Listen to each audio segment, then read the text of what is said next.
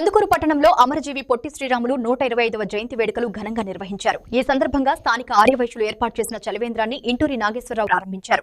అనంతరం పొట్టి శ్రీరాములు విగ్రహానికి పూలమాల వేసి ఘనంగా నివాళులర్పించారు. ఈ సందర్భంగా ఎమ్మెల్యే మాట్లాడుతూ అమరావతిలో పొట్టి శ్రీరాములు స్మృతివనం ఏర్పాటు చేయడంతో పాటు 58 అడుగుల కాంస్య విగ్రహాన్ని కూటమి ప్రభుత్వం నిర్మించనున్నట్లు తెలిపారు. అలాగే కందుకూరులోని పెద్ద బజారు, బాంకు బజార్ రోడ్ల అభివృద్ధికి నిధులు కేటాయించామని, త్వరలోనే పనులు ప్రారంభమవుతాయని ఎమ్మెల్యే ఇంటూరి నాగేశ్వరరావు వెల్లడించారు. 120వ వర్ధంతి సందర్భంగా ఈ రాష్ట్ర ప్రభుత్వం ఆయనకిచ్చిన గుర్తింపు మనందరం కూడా తెలుసు.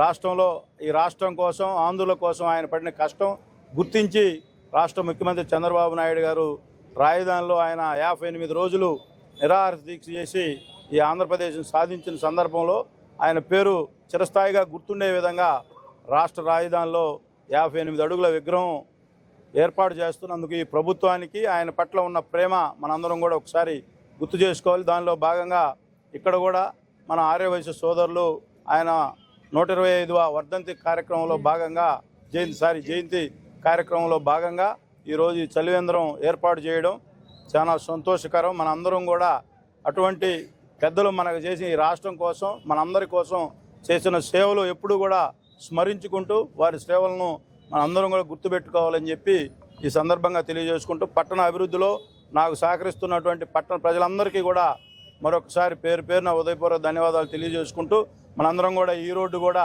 ఆల్రెడీ అప్రూవల్ అయింది. ఎప్పుడో చిన్నపిల్లలప్పుడు చేసిన రోడ్లు ఇవన్నీ కూడా కందుకూరు పట్టణాన్ని ఒక సుందరమైన పట్టణంగా తీర్చిదిద్దాలని చెప్పి ఒక నా ఆలోచనకి సహకరిస్తున్నటువంటి పట్టణ వాసులందరికీ కూడా మరొకసారి పేరున ఉదయపూర్వక ధన్యవాదాలు తెలియజేసుకుంటూ సెలవు తీసుకుంటాను.